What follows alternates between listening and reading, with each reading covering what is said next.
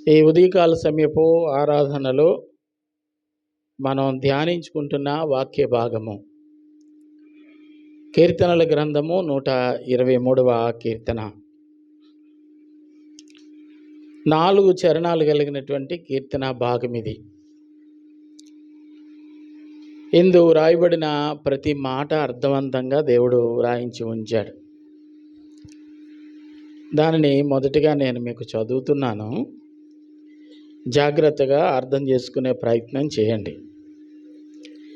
ఆకాశమందు ఆసీనుడు అయిన వాడా, నీ తట్టు నా కన్నులెత్తుచున్నాను. ఎలా అంటే, దాసుల కన్నులు తమ యజమానిని చేతి తట్టును, దాసి కన్నులు తన యజమానురాలి చేతి తట్టును చూస్తున్నట్లు మన దేవుడైన యెహోవా మనలను కరుణించే వరకు మన కన్నులు ఆయన తట్టు చూచుచున్నవి.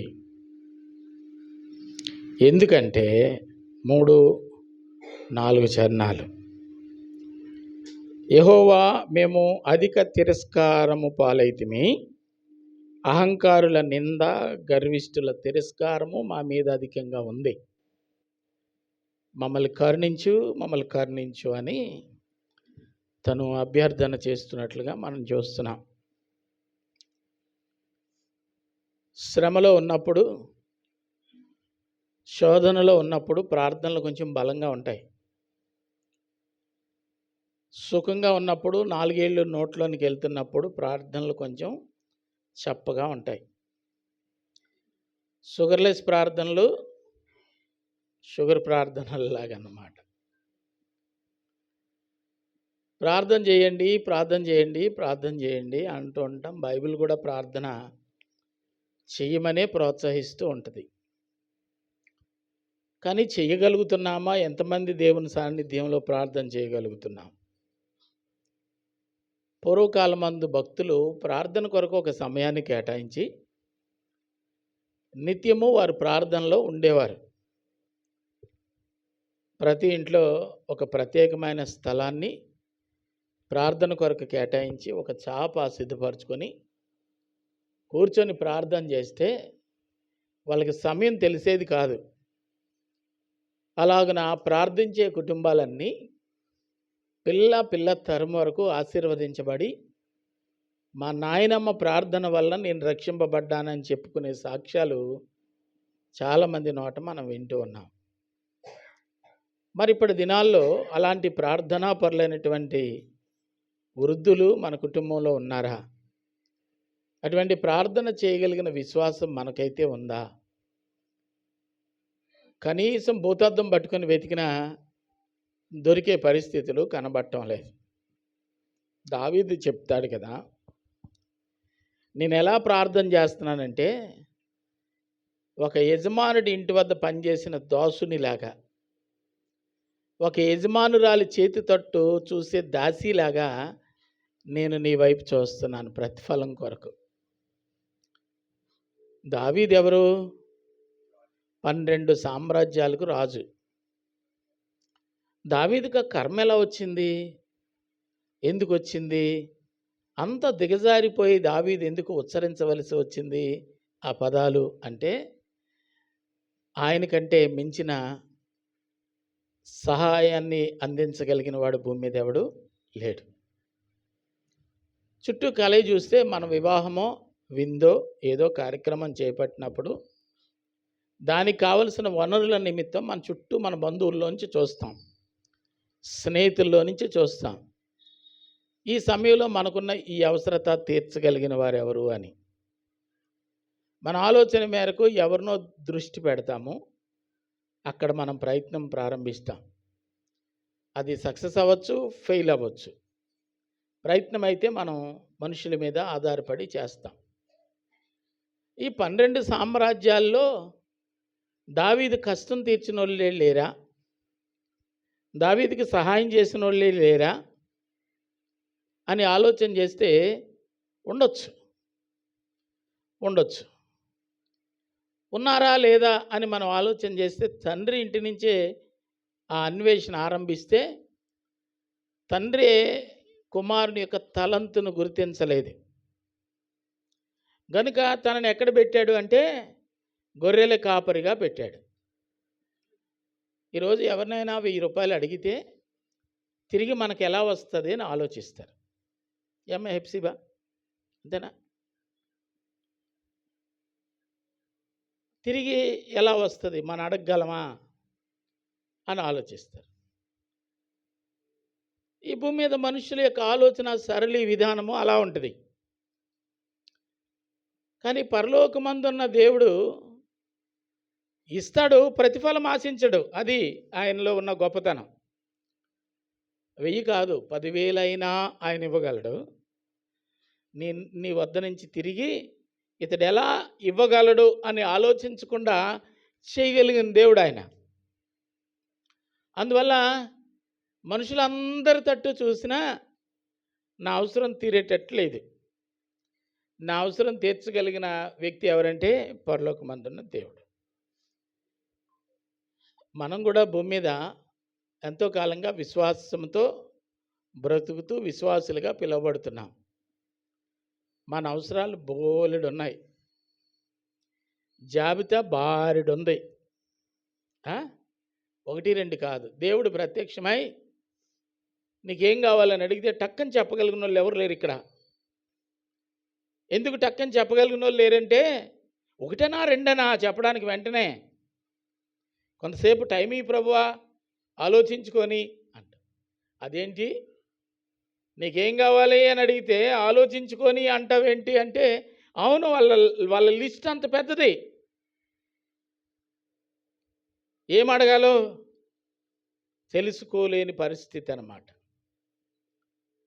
మరి ఈ అవసరాలు తీర్చగలిగిన వారు ఎవరైనా ఉన్నారంటే భర్త చేతులెత్తేస్తాడు, తల్లిదండ్రులు చేతులెత్తేస్తారు, అన్నదమ్ములు చేతులెత్తేస్తారు. ఎవరైనా అధికారము ప్రభుత్వం అంటే అంతకంటే వీలు పడదు.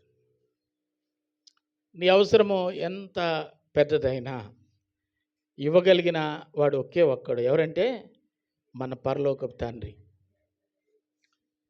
కాబట్టి ఆయన్ని నేను అడిగితే సరిపోలే అని చెప్పి ఎంత ఉన్నతమైన స్థితిలో అతనున్నా ఆయన దేవుని ఎదుట కొంగు చాపి అభ్యర్థిస్తూ ఉన్నాడు. ఒక విషయం ఏంటంటే, నువ్వు సరిగా అడక్కే కానీ నిన్ను ప్రేమించిన దేవుడు నువ్వు అడిగితే వెంటనే ఇద్దామని ఆలోచిస్తున్నాడు. ఎందుకంటే నువ్వు ఆయనకి నచ్చావు. ఈ మాట బాగా చెప్పండి. మనం ఆయనకి నచ్చాం. లేకపోతే మన అన్నదమ్ములు కానీ అక్క చెల్లెళ్ళు కానీ కుటుంబం కానీ నువ్వు అక్కర్లేదు అని అనుకుంటే ఈరోజు కష్టకాలంలో చేయి పట్టి నడిపించగలిగిన కృప మన మీదకి ఎందుకు దేవుడు పంపిస్తాడు అంటే మనం ఆయనకి నచ్చాం. అర్థమైందా? కాబట్టి నీ తండ్రి చేయలేంది, నీ తల్లి చేయలేంది, నీ కుటుంబీకులు చేయలేంది నీ ప్రభు నీ పక్షంగా చేయడానికి ఆయనకు నీ మీద ఉన్న మక్కువ అంత గొప్పది. మోజు మన పట్ల అంతగా ఆయనకు ఉంది కనుక మనం ఏదైనా అడిగితే వెనక ముందు ఆలోచించకుండానే ఇచ్చేసేటంత మంచి హృదయం కలిగినటువంటి వాడు ఆయన. పరమగీతాల గ్రంథంలో శూలమతి ఇంటికి ప్రభువు వచ్చి, అమ్మా నా ప్రాణేశ్వరి, నా ప్రియురాల, రాత్రి కురిసిన మంచుకు నా తల తడిచిపోతుంది, తలుపు తీయమ్మా అంటే తీసిందా? చీలే. పీల్చి వెళ్ళిపోయాడు. మళ్ళీ అదే మంచులో, అదే వర్షంలో, అదే బురదలో వెళ్ళిపోయాడు. బురదని ఎందుకు అంటున్నానంటే, మరలా నేను వెళ్ళి తలుపు తీయనేలా, మళ్ళీ నేను కాళ్ళు ఎందుకు గడుక్కోవాలని అన్నదంటే అక్కడ బురద ఉందని అర్థం. వెళ్ళిపోయాడు. తర్వాత వచ్చింది తనేనని తెలిసి తేరుకొని తలుపు తీసేటప్పటికి ఆయన లేడు. వెతకడానికి పరుగెత్తింది. రాజవీధుల్లో, నగరంలో, పల్లెల్లో, పట్టణాల్లో, అరణ్యంలో ఎతకడం మొదలెట్టింది. చివరికి ఆయన కనుగొన్నప్పుడు, నీ ఇంటికి వస్తే నువ్వు అలాగన్నావు అని అనలేదు ఆయన. మనమేమంటాం తెలుసా? దెప్పుతాం.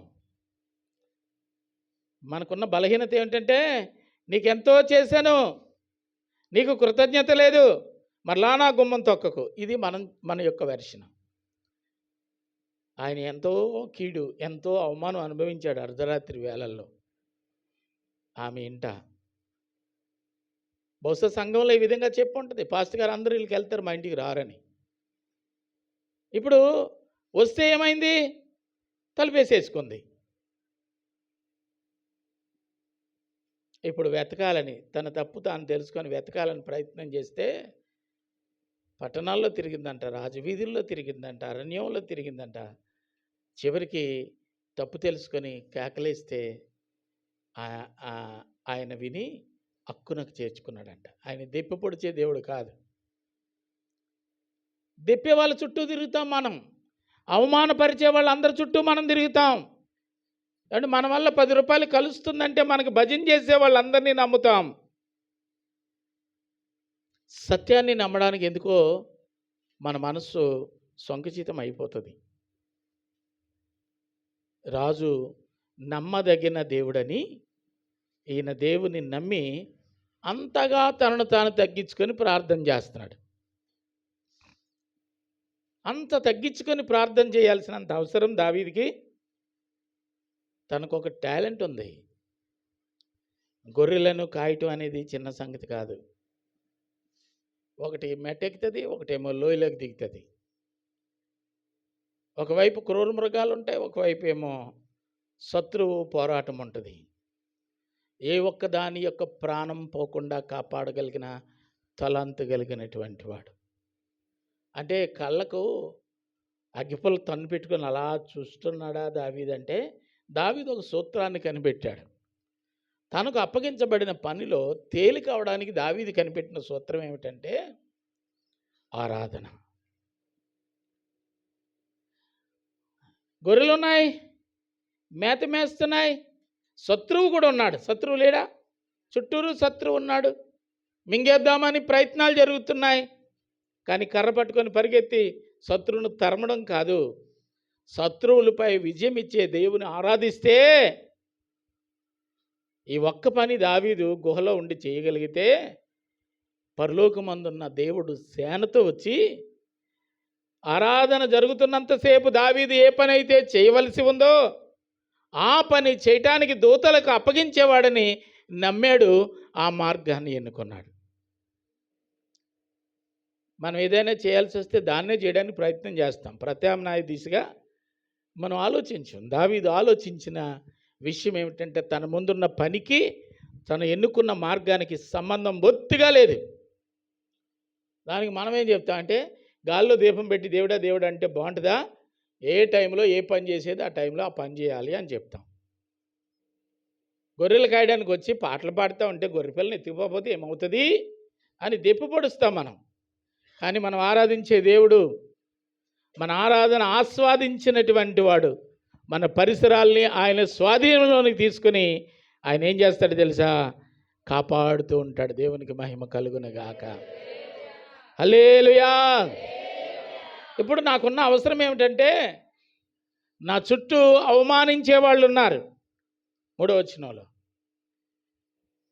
నన్ను అక్కర్లేదని వెలివేసే వాళ్ళు ఉన్నారు.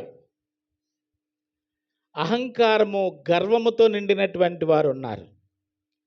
వాళ్ళ మధ్యలో నేను అల్పుడుగా ఉన్నాను. చుట్టూ ఎవరున్నారటండి? 3వ చరణంలో కనబడుతుంది.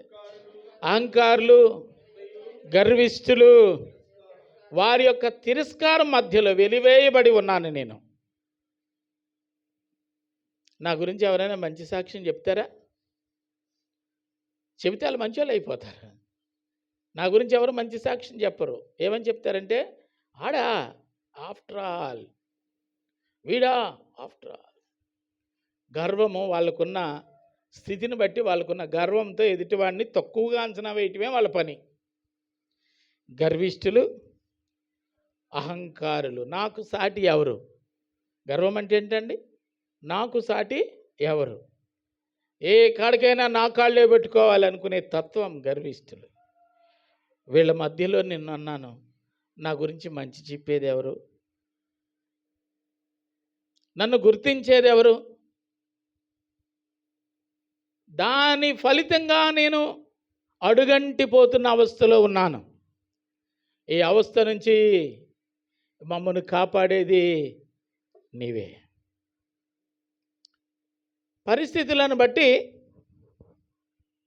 ఆ పరిస్థితులకు సరి అయిన సహాయము అందివ్వగలిగిన దేవుడేనని నమ్మి ఎలా ప్రార్థన చేస్తున్నాడటండి? తన స్థాయిని దిగి ప్రార్థన చేస్తున్నాడు.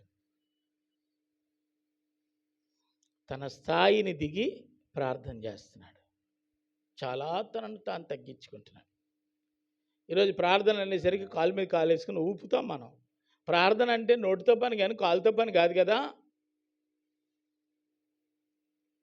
మోకరిల్లి సాష్టాంగ నమస్కారం చేసే అనుభవమే మన జీవితంలో లేదు.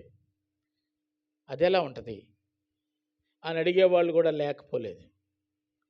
నిన్ను నీవు దేవుని ఎదుట ఎంత తగ్గించుకుంటే దేవుడు సకల జనుల్లో నిన్నంతగా హెచ్చిస్తాడు. ఏమని సరెండర్ అయితే దేవుని ఎదుట నిన్ను నువ్వు తగ్గించుకుంటే ఏమవుతుంది? నీ విలువ ఏమైనా పోతుందా? ఉన్నతమైన విద్యావేత్తలు, ప్రభుత్వంలో ఉన్నతమైన పదవులు చేస్తున్నటువంటి వారు దేవుని మందిరంలో ఎంత తగ్గించుకుంటున్నారో తెలుసా? ఒక ఆయన కుర్చీలు వేస్తాడట, ఒక ఆమె షాపులు వేస్తుందంట, ఒక ఆమె ఏమో తుడి చేస్తుందంట. పరిచర్యకి కావలసినటువంటి ప్రతి విధమైనటువంటి కార్యాలు ఉన్నతమైన స్థితిలో ఉన్నటువంటి వారు చేస్తూ ఉన్న సాక్ష్యాలు ఎన్నో వింటూ ఉన్నాం. నీకు నిండా లెక్కెడితే నీకున్న డబ్బు గంట సేపు లెక్కెట్టేటంత డబ్బు ఎవడికి లేదు ఇందులో. ఉందా? 10 నిమిషాలు లెక్కెట్టగలిగినంత సొమ్ము ఏమైనా ఉందా? కాసులు పైసలు ఇవన్నీ పోనీ ఎక్కువసేపు టైం పడుతుందేమో అనుకుంటే వాటిని కూడా లెక్కడానికి కాటాలు ఎట్టేస్తే జల్లీల్లో పడిసేస్తే 10 కాసులు నవసారికి 5 కాసులు నవసారి పడిపోతున్నాయి. 10 నిమిషాలు లెక్కెట్టగలిగిన సొమ్ము లేనివాడికి ఇటువంటి గర్వం ఎందుకు, అహంకారం ఎందుకు, అతిశయం ఎందుకు? ఉంది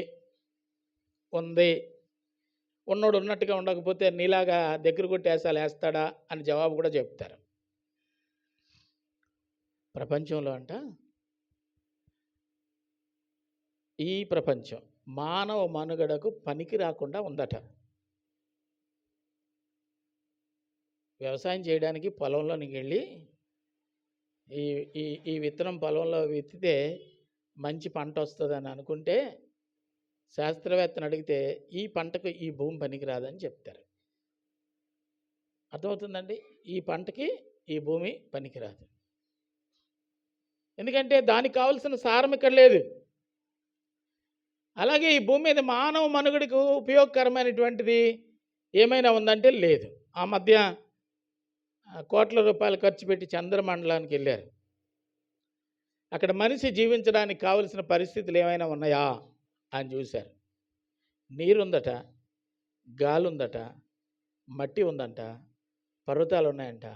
కానీ మనిషి బ్రతకడానికి మాత్రం అనుకూలమైన పరిస్థితులు అక్కడ లేవట. ఇలాగే ఈ భూగ్రహం దాటి ఈ విశ్వంలో ఉన్నటువంటి గ్రహాల మీద మానవుడు జీవించడానికి ఏమైనా అనుకూలమైన పరిస్థితులు ఉన్నాయని ఇప్పటికీ పరిశోధనలు జరుగుతున్నాయి. కొంతమంది ఆగలేక, మన సమ్మెలు లాంటి వాళ్ళు ఆగలేక, ఒకవేళ ఏదో ఒక రోజు మీరు మనిషి జీవించే ఒక ప్రదేశాన్ని కనుక్కుంటారు. కనుక్కున్నప్పుడు అక్కడ నాకు ఒక 3 ఎకరాల భూమి కావాలి అని చెప్పి కోట్ల రూపాయలు డిపాజిట్ చేసినటువంటి వాళ్ళు ఉన్నారంట. ఆస్కింగ్ కాదు, ఎందుకంటే ఈ అడ్వాన్స్. ఓరి పిచ్చోడా, ఎవరు అన్నారట, ఎవరు పిచ్చోడా, ఒకవేళ ఆ టెక్నాలజీ కనుక్కునేసరికి నువ్వు చచ్చిపోతేనరా, నీ అడ్వాన్స్ గోల్మాలే కదా అంటే, నేను పిచ్చోడినా నువ్వు పిచ్చోడినా, ఒకవేళ నా ప్రాణం పోయినా ఆ రోజు వరకు నా శరీరం క్షీణించిపోకుండా ఉండడానికి నేను వైద్యులకు నేను అప్పగించుకున్నాను. వాళ్ళు ఒక ఉన్నతమైన శరీరం పాడైపోకుండా భద్రపరిచే కెమికల్స్ నా శరీరంలో నింపి దాన్ని దాస్తారు. ఆ రోజు వచ్చినప్పుడు మరలా నాలో జీవము ఉండేటట్లు వాళ్ళు చేయడానికి కావాల్సిన అడ్వాన్స్ కూడా కట్టేశాను అంట. అర్థమవుతుందా? ఇవన్నీ వార్తల్లో వింటే పిచ్చి పిచ్చి ఆలోచనలా కనబడుతుంది. అది ఎలా అంటే దానికి కూడా చెప్పగలిగిన వాళ్ళు, లోయలో ఎండిన ఎముకలను బ్రతికించగలిగినటువంటి పరిస్థితి దేవుడికి ఉన్నప్పుడు,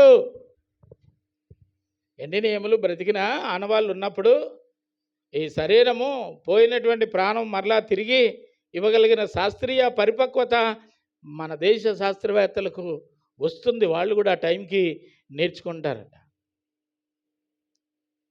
ఇవన్నీ పిచ్చి పిచ్చి ఆలోచనలా లేవు.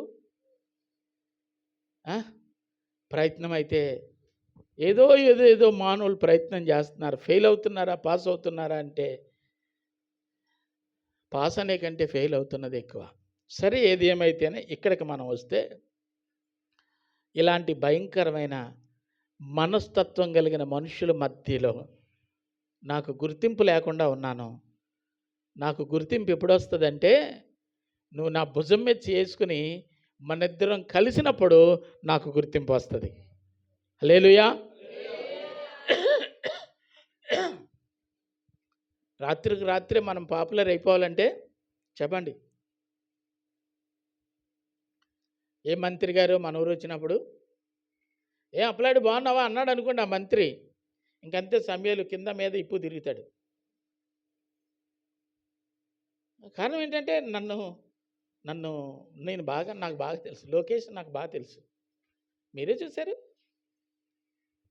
చూశారు. అర్థమైందండి. నాయకులు పలకరిస్తే మనం ఉప్పొంగిపోతాం.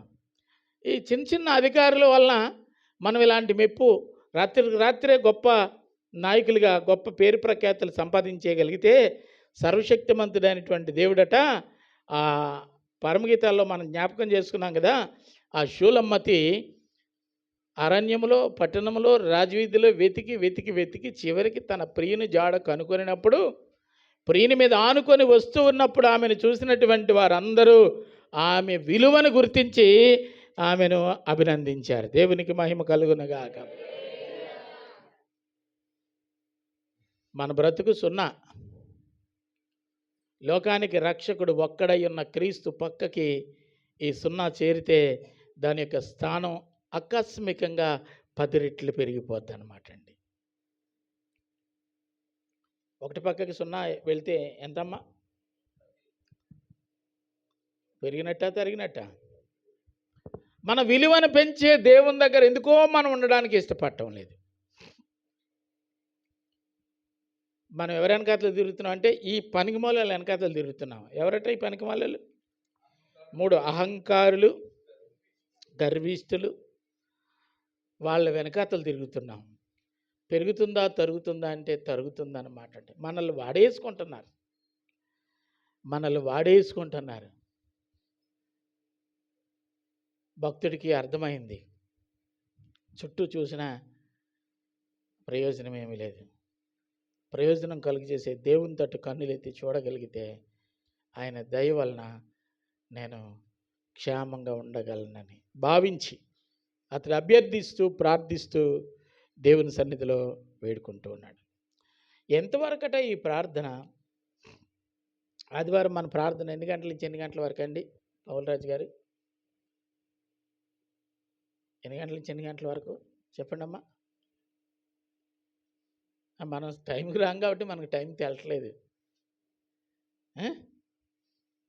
కనీసం ముగించే టైం అని తెలుస్తుంది అంటే అది తెలియదు మనకి. అంటే మీరందరూ నచ్చినప్పుడు మీరు వస్తే, నేను నచ్చినప్పుడు నేను వదలడం వల్ల ఈ టైం ఆరంభమో తెలియట్లేదు, అంతమో తెలియట్లేదు. సరే 9 నుంచి 11 గంటల వరకు అనుకుందాం మనం కొంతసేపు. ఇందులో ఆరాధించింది ఎంత, పరిచయం పెట్టుకున్నది ఎంత, పలకరించుకున్నది ఎంత, పాడింది ఎంత, వేడుకున్నది ఎంత, చర్చిలోకి వచ్చి సెల్ చూసుకొని ఆడుకున్నది ఎంత, లెక్కేస్తే మనం దేవుని వేడుకున్న ప్రార్థన సమయం 5 నిమిషాలు కూడా చేసి ఉండవేమో దేవుని సన్నిధి. ఒకవేళ 5 నిమిషాలు ఆరాధన నేను చేశానని చెప్పగలిగితే 5 నిమిషాల్లో 55 అంశాలు నువ్వు దేవునికి చెప్పుంటావు.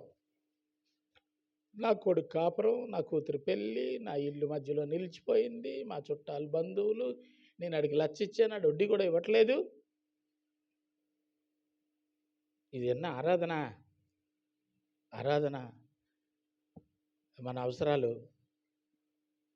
తీర్చమని దేవుణ్ణి అడగటం.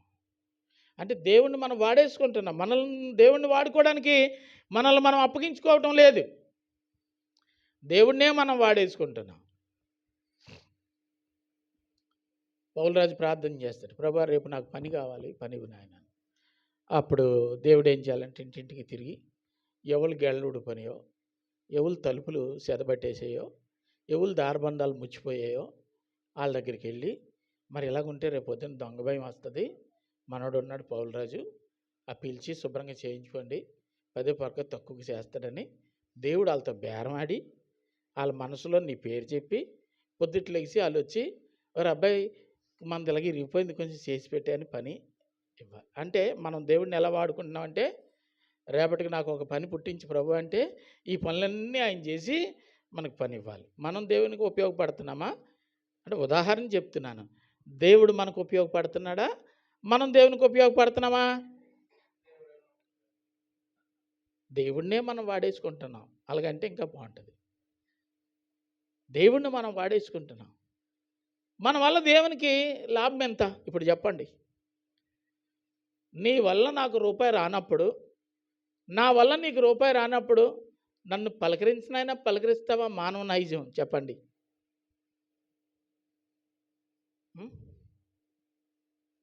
మీ ఇద్దరు ఎందుకంత జట్టుగా ఉంటారంటే, నాకు గుట్టు ఆవిడ దాస్తుంది, ఆవిడ గుట్టు నేను దాస్తుంది, అందుకే అంత జట్టుగా ఉంటామని.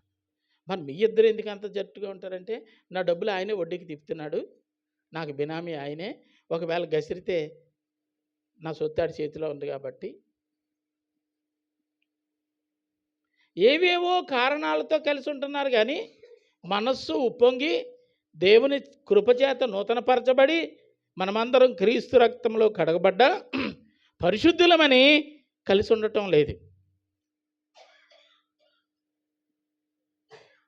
లోకమంతా ఇలా ఉంది. లోకమంతా ఇలా ఉంది. అటువంటి పరిస్థితుల్లో ఉన్న నేను ఎప్పటి వరకు నా ప్రార్థన నీ సన్నిధిలో అంటే, నువ్వు అనుగ్రహం చూపించే వరకు. దేవునికి మహిమ కలుగునుగాక. కరుణించు వరకు అని రాస్తుంది.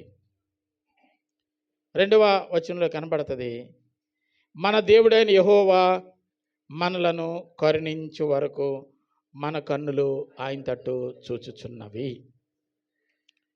ఒక్క మాట లూకాసు వార్త 15వ అధ్యాయంలో 20వ వచనంలో చూస్తే ఒక మాట కనబడుతుంది. వాడు ఇంకా దూరముగా ఉన్నప్పుడు వానిని చూచి కనికరపడి దేవునికి మహిమ కలుగును గాక. ఈ ఉదాంతం మన అందరికీ తెలుసు. 11వ చరణం నుంచి 25వ చరణం వరకు 22వ చరణం వరకు ఉండేటువంటి వృత్తాంతం. తప్పిపోయిన కుమారుని గూర్చి క్రీస్తు వారు చెప్పిన ఉపమానం. చిన్న కుమారుడు వేరైపోయాడు, ఆస్తంతా పట్టుకుపోయాడు, వ్యాపారం చేయాలనుకున్నాడు, అనుకున్నదే తడవు ఆలోచనకర్తలను పురమాయించుకున్నాడు. ఆ ఆలోచనకర్తలు ఎలాంటి వారంటే, వాళ్ళ అవసరాలు వీని చేత తీర్చుకునేటువంటి వారు. ఆ మధ్య కాకినాడలో ఒక ఆయన ఉన్నాడు, నేను వ్యాపారం చేయాలి, నాకు ప్రభుత్వం దగ్గర నుంచి ఒక 20 లక్షలు 30 లక్షలు నా వ్యాపారానికి లోన్ కావాలంటే ప్రభుత్వ పెద్దలతో మాట్లాడతానని ఒక ఆయన బయలుదేరాడట. ప్రభుత్వ పెద్దలతో మాట్లాడతాను, ఈరోజు నేను వస్తున్నాను అంటే కాకినాడలో అతనికి ఒక లాడ్జి. హైదరాబాద్ వెళ్ళాలి, మంత్రి గారితో మాట్లాడాలి అంటే రాను పోను టికెట్, అక్కడ ఉండడానికి లాడ్జి. ఇలాగ నాకు లోన్ వస్తుందో పోతుందో తెలియదు కానీ నా సొమ్మంతా ఈడికే ఖర్చు పెట్టేసరికి అప్పులు చేయలేకపోతున్నాను అని చెప్పి వాపోయాడు ఆ వ్యాపారవేత్త. నీ చుట్టూ ఉన్నవాళ్ళు నిజంగా నీకు సహకారులే అంటే నువ్వు మోసపోయినట్లే. మన చుట్టూ ఉన్న వాళ్ళు ఎలాంటి వాళ్ళు అంటే, మనకు తెలిసిన ఒక సామెత, పెడితేనట పెళ్లి కోరతాడట, పెట్టకపోతే చావు కోరతారట. ఇక్కడ ఈ భాగంలో కనబడుతుంది, ఇతనికి ఆలోచనకర్తలు ఉన్నారు. వాళ్ళందరూ తీసుకుని వెళ్ళి ఏం చేశారంటే, ముందు గోవా వెళ్దామని బయలుదేరారు. గోవా వెళ్ళి డ్రాయర్లు కొనుక్కున్నారు. ఎక్కడికైనా వెళ్ళి ఏమైనా మాడుగులు వెళ్తే ఏం తెస్తారని కోరుతారు మన ఇంట్లో వాళ్ళు? హల్వా తెస్తారని కోరుతారు. ఒక్కొక్క ప్రాంతం ఒక్కొక్క దానికి ప్రసిద్ధి. గోవా వెళ్ళారు, లక్షలు ఖర్చు పెట్టారు, డ్రాయర్లు తెచ్చుకున్నారు. సగం పాయే.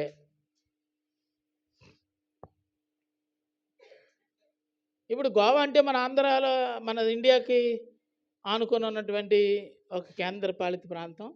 విదేశాలకు వెళ్తే, ఈ మధ్య మా పాస్టర్ గారు ఒక ఆయన ఫోన్ చేశారు నాకు. నేను నా భార్య కలిసి విదేశాలకు వెళ్తున్నామండి, ప్రార్థన చేయండి అని. ఏ దేశానికి వెళ్తామంటే, ఆ దేశం పేరు అస్తమానం మర్చిపోతున్నాను నేను, అదే దేశమో కానీ అక్కడ కూడా కడ్డాయిలు తిరిగే దేశమే అది. మందు విందు కోసం తిరుగుతూ ఉంటారు కొంతమంది కొన్ని ప్రదేశాలు. అక్కడికి వెళ్తున్నామండి, ప్రార్థన చేయండి అన్నాడు. సరే అనకపోతే బాగోదని సరే అన్నాను, కానీ నేను చేస్తానా ప్రార్థన?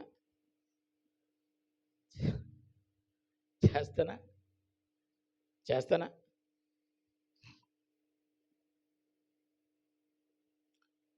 సగం పోయే. ఈ చిన్న కుమారుడు దేశాలు తిరిగాడు, సగం పోయే. పోయిందా? అక్కడ వేశ్యలతో తిరిగాడంట, ఇక్కడేమో లాటరీ కాశాడట. ఏంటండి? ఇక్కడ పేకాట, అక్కడేమో వ్యభిచారము. రాసి లేదా అందులో? వేశ్యలతో తిరిగాడు, దుర్వ్యాపారం చేశాడు. దుర్వ్యాపారం అంటే, వ్యాపారం అంటే ఏంటండి? ఏదో కిరాణా పెట్టుకొని ఉప్పు పప్పు అమ్ముకోవడం కాదు. దుర్వ్యాపారం అంటే గంజాయి, మత్తుమందు, ఏమండి, నల్లమందు, ఇంకా రకరకాల ప్రభుత్వం అభ్యంతర పెట్టేటువంటి వ్యాపారాలన్నీ దుర్వ్యాపారాలే అవుతాయి. పాయే. ఏమైందండి? పాయే. ఎంత మంచి స్నేహితులో అయ్యగారికి. మీకు ఇలాంటి మంచి స్నేహితులు ఎవరైనా ఉంటే ఒకసారి చేయి చూపించండి. ఇలాంటి మంచి స్నేహితులు,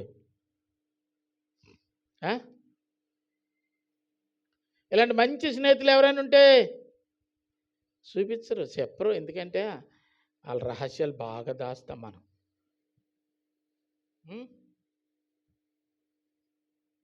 తప్పును ప్రోత్సహించేవాళ్ళు తప్పును చట్టం చేసేస్తారు. పర్వాలేదమ్మా, పర్లేదు, నువ్వు ఒకదానివేనేటి, నేను ఒకదానివేనేటి, బోల్డ్ మంది ఉన్నారు, బయటికి రాలేదు, కానీ అందరూ అలాంటోళ్ళే. మనం చేస్తే తప్పేం కాదు. మనకు కావాల్సింది ఏం కావాలండి? పైసలు కావాలి. పరువు ఎందుకు? ఏం కావాలట అండి? పైసలు కావాలి, పరువు అక్కర్లేదు. తిరిగి తిరిగి తిరిగి తిరిగి చివరికి డబ్బులు ఖర్చు అయిపోయినప్పుడు, తినడానికి తిండి లేనప్పుడు, తిండి కొరకు పందులు తినే పొట్టును తినే దురవస్థలోనికి దిగజారిపోయాడు. అందమ్మా, దిగజారిపోయాడా? ఇక్కడ ఎలా ఉంటే అక్కడ తండ్రి నిద్ర మానేసి, సరైన తిండి లేక తప్పిపోయిన కుమారుడు ఏమైపోతాడోనని కన్నులు క్షీణించేలాగా ఆయన ఇంటి వద్ద ఏడుస్తూ ఉన్నాడనమాట అండి. ఇక్కడ మనం అర్థం చేసుకోవాల్సింది ఏంటంటే, ఈ లోకంలో నీ ఇష్టానుసారంగా నువ్వు బ్రతుకుతుంటే, నీ బ్రతుకు నిన్ను ఎక్కడికి తీసుకెళ్తుందో నీ భర్తకు తెలియకపోవచ్చు, నీకు తెలియకపోవచ్చు, నీ బిడ్డలకు తెలియకపోవచ్చును, కానీ నిత్య నరకాగ్ని వైపు నిన్ను తీసుకొని పోతుందని ఎరిగిన దేవుడు నీకోసం కన్నీరు కార్చకుండా ఉండగలడా? ఆయన పట్టణంలోనికి ప్రవేశించినప్పుడు పట్టణం యొక్క దుర్గతిని చూసి కన్నీరు కార్చానని రాసింది బైబిల్లో. ఎంతకాలం నీ కోసం యేసయ్య ఏడవాలి? నీ ప్రయత్నాల్లో మార్పు రానంత వరకు నిన్ను గురించి ఆయన ఏడుస్తాడు. నిన్ను గురించి సంతోషించే విధంగా దేవుడు ఉండాలి, కానీ నిన్ను గురించి నెత్తి నేరు కొట్టుకొని ఏడ్చేటట్లుగా దేవుడు ఉంటే ఎలా?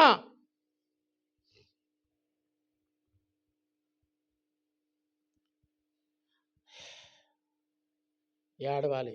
మనల్ని బట్టి తల్లిదండ్రులు ఏడుస్తూ ఉన్నారు చాలాసార్లు. మన బుద్ధిహీనతను బట్టి, మన అవిధేయతను బట్టి ఏడుస్తూ ఉన్నారు. ఓ తండ్రి చెప్తున్నాడు, ఏ సంబంధం తీసుకొచ్చినా నా కూతురికి ఇష్టపడటం లేదండి. ఏ సంబంధం తీసుకొచ్చినా ఇష్టపడటం లేదు. అసలు ఇంతకీ అభిప్రాయం ఏంటో కనుక్కోండి. ఉద్యోగస్తులు కావాలంటే ఉద్యోగస్తుని పంపించాం. పాస్టర్ గారు కావాలి, పాస్టర్ గారిని పంపించాం. చాలా దగ్గరుండేవాడు కావాలి, దగ్గరున్నోడిని పంపించాం. దూరంగా ఉండేవాడిని పంపించాం. అడిగిన సంబంధాలన్నీ పంపిస్తూ ఉంటే అమ్మాయికి నచ్చట్లేదటండి.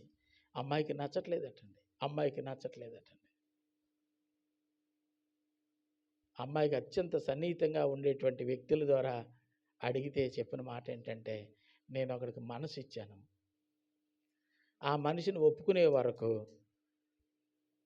నా తల్లిదండ్రులు ఒప్పుకునే వరకు వచ్చిన సంబంధాలన్నింటినీ నేను వదులుకుంటున్నాను.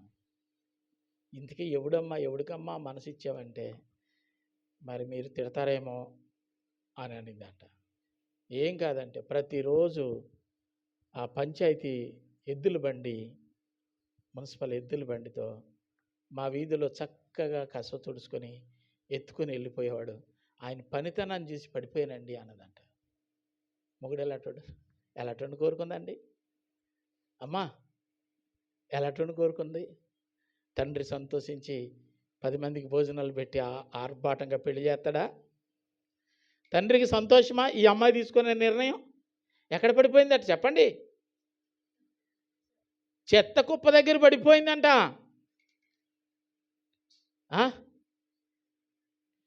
నువ్వు నేను ఇలా లెక్కేసుకుంటే ఎక్కడెక్కడో పడిపోయాం. పడిపోయిన చోట అంటుకున్న ధూళి మలినం మన శరీరం మీద మనకి కనబడటం లేదు, కానీ మనల్ని సిద్ధపరిచిన దేవునికి ఆ పాపపు మరకలు కనబడతా ఉన్నాయి.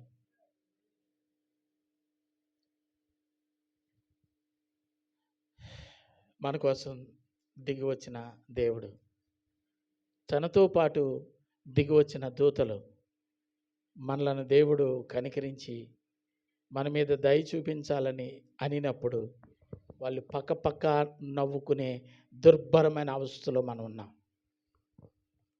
ప్రభువా దయామయుడు అయితే అవ్వచ్చును, కానీ మరీ ఇంత దయా ఈ దరిద్ర కొట్టిదే దొరికిందా దేవుని రాజ్యానికి తీసుకొని పోవడానికి? ఈ చెత్త కుప్పలదే దొరికిందా దేవుని రాజ్యానికి తీసుకొని పోవడానికి? ఈ తాగుబోతాడే దొరికాడా దేవుని రాజ్యానికి తీసుకొని పోవడానికి? సంఘానికి కలంకం తీసుకొచ్చే ఈ దరిద్రుడే దొరికాడా దేవుని రాజ్యానికి తీసుకొని వెళ్ళటానికి? వాళ్ళు ఒక్కొక్క మాట ప్రభుతో అనినప్పుడు ప్రభు నీ వైపు తిరిగి చూస్తూ నీ వల్ల నేను ఎంత మాట పడుతున్నాను అని తలదించుకునే పరిస్థితి నీ వల్ల కలిగినప్పుడు నీకు ఆశీర్వాదం ఎలా వస్తుంది? నీ స్థితి ఎలా పెరుగుతుంది? నువ్వు బ్రతికే బ్రతుకు చెడ్డది అని నువ్వు భావించకుండా అది గొప్పది అని నువ్వు తల ఎగరేసుకొని తిరుగుతూ ఉంటే నీ తల విరుసుతనాన్ని చూస్తున్నటువంటి దేవుడు దుఃఖపడక ఆనందిస్తాడా? లోకం భయంకరంగా ఉంది. ఇటువంటి లోకంలో నేను ఉన్నాను, నా పిల్లలు ఉన్నారు, నా కుటుంబం ఉంది. నన్ను నువ్వు నీ యొక్క సింహాసనం ఎదుట, ఆ న్యాయపీఠం ఎదుట నిలవడానికి నన్ను పిలిచినప్పుడు నా బ్రతుకు, నా కుటుంబ పరిస్థితులు నువ్వు తెర మీద ఒక్కొక్కటి చూపిస్తున్నప్పుడు సంతోషించగలిగిన, గొప్పగా ఫీల్ అవ్వడానికి నాలో ఏమి లేదు. అక్కడ కనబడుతున్నాయి నా పాపము, నా కుటుంబస్తుల యొక్క పాపములు, నేను అనుసరించిన పద్ధతులు, నేను బోధించిన బోధనలు కనపడతాను. సిగ్గు సిగ్గు సిగ్గు తల ఎత్తుకోవడానికి వీలు కాని పరిస్థితులు. అప్పుడు ప్రభువు నీ కోసం, నా కోసం ఈ మాట చెప్పాలి. ఈయన నా ప్రియ కుమారుడు, ఆయన కొరకే నేను రక్తం కార్చాను, ఆయన యొక్క పాపములన్నీ నా మీద వేసుకుంటున్నాను, ఆయన పరిశుద్ధుడు అవుతాడు కాబట్టి ఆయనకి నిత్యరాజ్యంలో చోటు ఇవ్వండి అని చెప్పడానికి, ఒకవేళ చెబుతాడు అని అనుకోవడానికి నీకు సిగ్గు లేకపోతేనేమో, కానీ ఆయన ఎలా చెప్తాడని అని అనుకున్నావు చెప్పండి? న్యాయానికి విరుద్ధంగా, ధర్మానికి విరుద్ధంగా, నీతికి విరోధంగా ఈ ఈ నాలో ఏ దోషము లేదని ఆయన నిన్ను గురించి ఎలా చెప్తాడని భావిస్తున్నావు? చెబితే అది ఆయన గొప్పతనం. కానీ చెప్పినప్పుడు నీ బాధ, నీ వేదన, నీ హృదయంలోంచి రావాల్సిన కన్నీటి ప్రవాహము ఎంత అంటే ఏరులై పారాలి. దుష్టుడనైన నన్ను, దుర్మార్గుడనైన నన్ను, దోషినైన నన్ను, కిరాతకుడనైన నన్ను ఆయన పరిశుద్ధుల న్యాయపీఠం ఎదుట నిర్దోషి అని చెప్పినప్పుడు నేనెంత ధన్యుడనయ్యా అని. వ్రతాలు చేసినప్పుడు, యజ్ఞాలు చేసినప్పుడు, యాగాలు చేసినప్పుడు, దాన ధర్మాలు చేసినప్పుడు నాకిట్టి కీర్తి రాలేదు, కానీ నీ పాదాల దగ్గరికి వచ్చి పాపిని ఒప్పుకున్నందుకు ఇంత గొప్ప ఘనకీర్తినిచ్చావయ్యా అని ఎంత ఏడవాలో. అదుపు చెయ్యలేని కన్నీటి ప్రవాహం నీలోంచి రావాలి. వస్తుందా? వస్తుందా? వస్తుందా? పశ్చాత్తాపం వస్తుందా? మారు మనసు పొందుతున్నామా? ఇంకా పాపం, ఇంకా పాపం, ఇంకా పాపం. ఒకప్పుడు చిన్ని పాపి, ఇప్పుడు పెద్ద పాపి. పాపాలు పుట్టగా మారిపోతున్నాం మనం. పాపాలు పుట్టగా కారణం ఏంటి తెలుసా? చెప్తూ ఉంటారు సామెత, కొంతకాలం వారితో తిరిగితే వారే వీరవుతారట. వాళ్ళతో తిరిగి, వీళ్ళతో తిరిగి నీ బ్రతుకు చెత్త కుప్పలాగా మారిపోతూ ఉందనే సంగతి ఈ చెత్త కుప్పగా అర్థం కాకపోతే ఎలా? ఎంతకాలం భరిస్తాడు దేవుడు? ఎంతకాలం సహిస్తాడు దేవుడు? ఒక్కసారి విసిగిపోయాను అని ఆయన చేతులు దులుపుకుంటే మన బ్రతుకు బూడిద పాలైపోతుంది అన్నమాట అండి. చెయ్యి విడిచిపెడితే చాలు, చెయ్యి విడిచిపెడితే చాలు, సరే అంటే చాలు, భూమి మీద కనబడకుండా పోతాం. అపవాదం వచ్చి ఒక రిక్వెస్ట్ పెట్టింది యోబు విషయంలో. ఏమని తెలుసా? అన్నీ ఇచ్చావు కాబట్టి ఈయన స్తోత్రాలు అంటున్నాడు, అవన్నీ ఒక్కొక్కటిగా తీసేయి, అదే స్తోత్రం చెప్తే గుండు గీయించుకుంటాను అన్నది. అనుకుందాం మన మన భాషలో, మన శైలిలో. సరే అన్నాడు, అన్నీ తీసేసింది. కానీ ప్రభువు గొప్పవాడని చెప్పడం మొదలుపెట్టాడు. కొంత సిగ్గేసింది, మళ్ళీ ట్రెండ్ మార్చి చెబుతుంది వచ్చి, ప్రాణం సుఖంగానే ఉంది కదా. ప్రాణానికి గాయాన్ని కలుగజేస్తే అప్పుడు స్తోత్రం అంటే నా మీసాలు గీయించుకుంటాను అన్నదేమో. దేవుని ఉద్దేశం వీడి గుండు గీయించుకోవాలని, మీసాలు గీయించుకోవాలని కాదు, కానీ నా విశ్వాసి, నేను ఎన్నుకున్న నా బుద్ధి బిడ్డ నాకు అపఖ్యాతిని తెచ్చేవాడై ఉండేవాడు కాదని చెప్పాలి అపవాదితో. సరే అన్నాడు. పిల్లలు చచ్చిపోయారు, భార్య విరోధి అయిపోయింది, శరీరము క్షీణించిపోయింది. అప్పుడు కూడా నా దేవుని నేను దూషించలేదు. అర్థమవుతుందా? అప్పుడు అపవాది సిగ్గుపడ్డాడు. శభాష్ బిడ్డా అని ఉంటాడు దేవుడు. ఆ దీన స్థితిలో దేవుడు ధైర్యపరిచి ఉంటాడు. ఎలా తెలుసా? వాడి మాట విని, వాడి దగ్గర నిన్ను హీరోని చేయడానికి నిన్ను పరిశోధించాను తప్ప నువ్వు కష్టాలు పాడైపోవాలని నిన్ను నేను పరిశోధించలేదు. నువ్వేదైతే కోల్పోయావో, ఏదైతే పోగొట్టుకున్నావో అదంతా నేను అధికమైన రెట్లు నేను నీకు అనుగ్రహిస్తానని చెప్పి అనుగ్రహించాడు. దేవునికి మహిమ కలుగును గాక. హల్లెలూయా.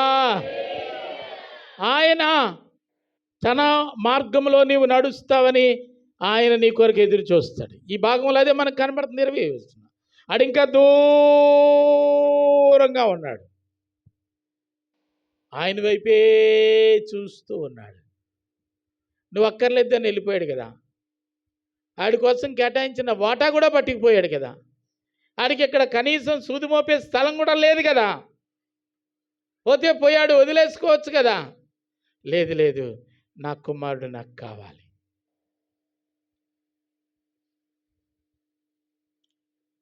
మరీ అంత పిచ్చి పనికిరాదు,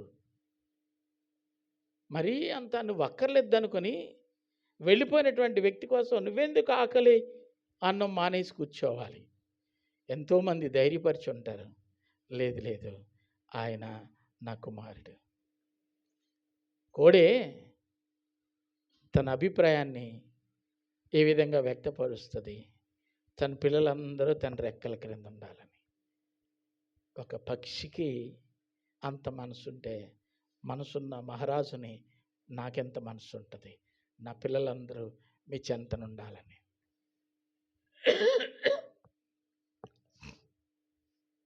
ఆయన తండ్రి కనుక డబ్బు మీద వ్యామోహం లేనివాడు గనుక సొత్తంతా పోయినా ఉన్నదంతా పోగొట్టుకున్నా వస్తే చాలు, నా కొడుకు నా దగ్గరికి వస్తే చాలు. వస్తాడనే నిరీక్షణ ఆ ఊర్లో ఎవరికీ లేదు, కానీ ఆడు తిరిగి వస్తాడనే నిరీక్షణ సొంత అన్నదమ్ముడికే లేదు, కానీ కనుక్కున్న తండ్రికి ఉన్న నిరీక్షణ అతన్ని వీధి అరుగును కూర్చుండబెట్టింది. వీధి అరుగున దూరంగా చూడటం మొదలు పెడుతున్నాడు. రోజులు గడిచాయి, ఆయన ఆలోచన మారలేదు. ఒకరోజు ఆయన అనుకున్నట్లుగానే దూరంగా కుమారుడు కనపడుతున్నాడు. ఆయన ఇక్కడ మనం అర్థం చేసుకోవాల్సిన విషయం ఏంటంటే, ఆయన ఎదురు చూస్తూ చూస్తూ చూస్తూ చూస్తూ ఎంతకాలం ఎదురు చూస్తాడో అంతకాలం తప్పిపోయిన ఈ వ్యక్తికి శాపం. నువ్వు దేవుని వైపు చూస్తే నీకు ఆశీర్వాదం వస్తుంది, కానీ దేవుడు నీ వైపు చూసినంతకాలం ఏమవుతుందో తెలుసా? ఉన్నదంతా పోద్ది.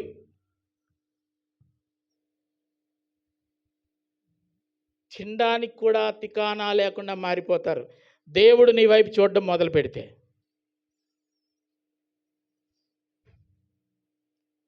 ఏ సందర్భంలో తెలుసా? ఆయన్ను విడిచిపెట్టి వెళ్ళిపోయినప్పుడు, ఆయనకి దూరం అయిపోతున్నప్పుడు, ఏది నాకు అండ అనుకుంటావో అండబోయింది, ఏది నాకు కొండ అనుకుంటావో కొండ పోయింది, ఏది నా వ్యాపారానికి ఒక మంచి స్థావరం అనుకుంటే అది పోయింది. నువ్వు చేసే ప్రయత్నాలన్నీ కూడా నిన్ను నడి రోడ్డు మీద నిలబెడతాయి. ఎందుకో తెలుసా? ఆయన నీ వైపు చూస్తున్న చూపుకున్న ప్రభావం అంత గొప్పది. మీకు అర్థమైంది లేదో?